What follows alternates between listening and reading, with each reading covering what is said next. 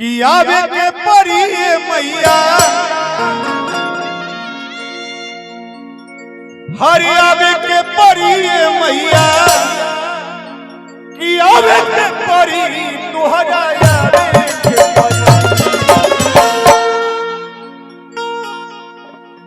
हमारे खुदे याद है कि हम कितना दिन से शूटिंग के रात भर जागते हैं, लेकिन देखो ठानत कहां बाकी कि आवे के परी मैया आवे के परी मैया कि आवे के परी तुहरा आवे के परी।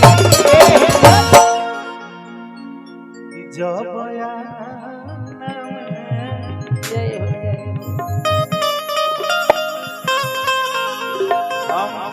जब भी माइक साथी बैठल को बता दी कि हम गाना 10-12 साल पहले गौले रही। हम ये गाना 2012 या 13 में गाए थे। जब ये गाना जब बजा था तो न जाने कितने गायक इसको रोज मंच पे गाते होंगे और गजब बजा था, क्योंकि लोगों को लगता था कि कुछ भाव है इसमें कि जब अगर ये लाइन हम गा रहे हैं आपके कहने से तो एक छोटा सा काम करिएगा, मोबाइल छोड़ के एक बार ताली बजा दीजिएगा बस, और कुछ अभी नहीं। मोबाइल हटा दीजिए भाई, मेरा फोटो मत लो यार, मेरा फोटो क्या होगा भाई मेरे। नहीं, इस गाने में एक काम करो, हर किसी की माँ होती है, माँ वहाँ बैठी हो चाहे यहाँ बैठी हो, माँ होती है, अपने अपने माँ के लिए बस ताली बजा दे कि जब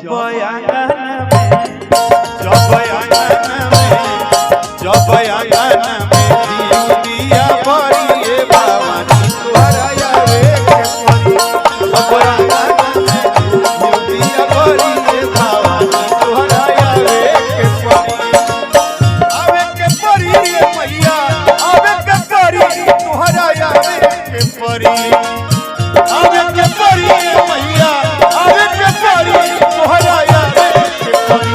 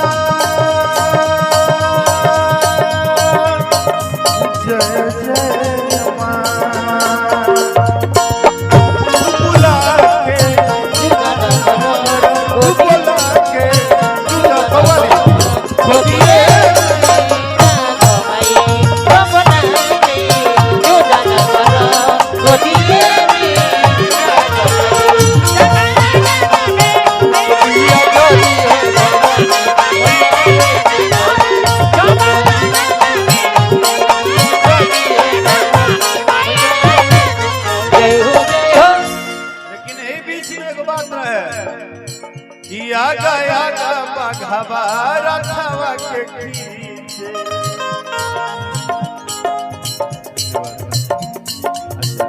जीजा जी की तरफ से बहुत पुरस्कार है। हाँ, जीजा जी की तरफ से बहुत पुरस्कार है।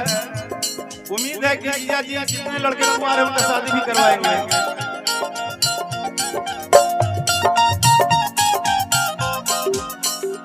हाँ समझ रहे हैं।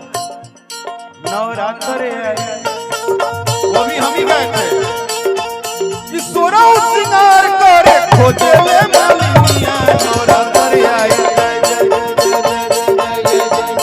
नवरात्र आई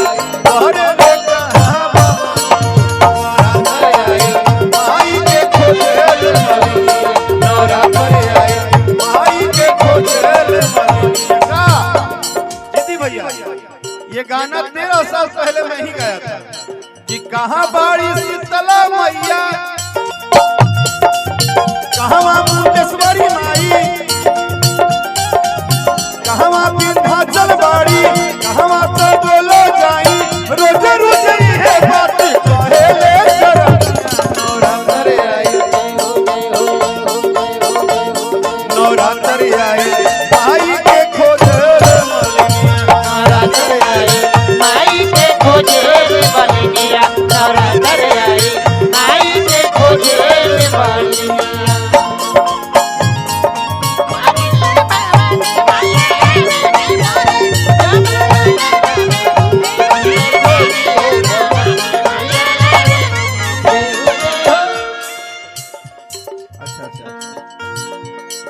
कि जानते नुमाई बाड़ू हमारो लाचारी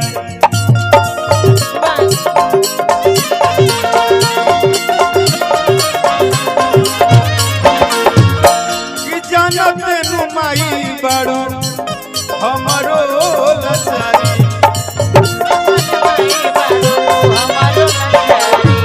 इस लाइन का मतलब छोटे भाई समझिएगा।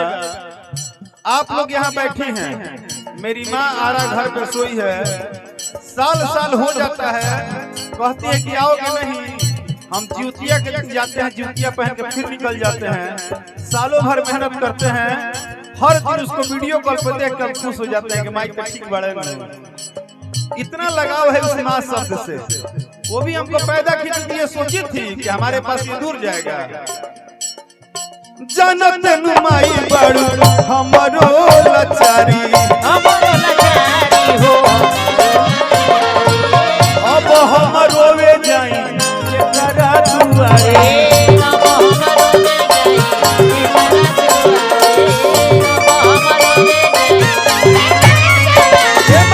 लेकिन भाई जितना लड़का यूट्यूब पर वीडियो हमारे बनाओ दरसा अपन माई से दूर होके वो कनी के जीवन में एक बार ठीक करी हो कि जितना लड़का मेहनत करतर सब कनी दो पैसा बढ़िया आवे और कनी के अपना अपना माई बाबूजी अपना मेहरारू अपना बाल बच्चा के बढ़िया से पोसस। मेरे भाई थैंक यू सो मच यार, तुम लोग आए हो दिल खुश हो गया। तुम ही लोग इंडिया हो, आज के डेट में इंडिया इंडिया तुम ही लोग हो। लेकिन कहना क्या है कि पूरा वे के परी हो श्रद्धा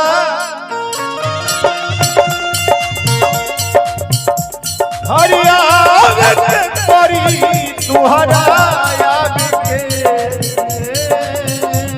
परी। अच्छा हम ना यहाँ कम भीड़ है, हमको आज एक मजा दे दो,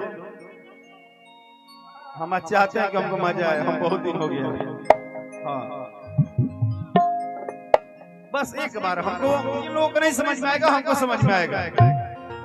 सारे यूट्यूबर भाई एक बात जान लो, अभी हम जो बजवा रहे हैं उसको चौगुन बोलते हैं भोजपुरी में। आज के नए लड़कों को नहीं समझ में आएगा। चौगुन एक समय था कि चौगुन चलता था, हमको मजा आता है वो बात सुनने में कि आवे के परी तुहरा आवे के परी तो जब आना में घिउ दिया बारिए भवानी तुहरा आवे के परी घिउ दिया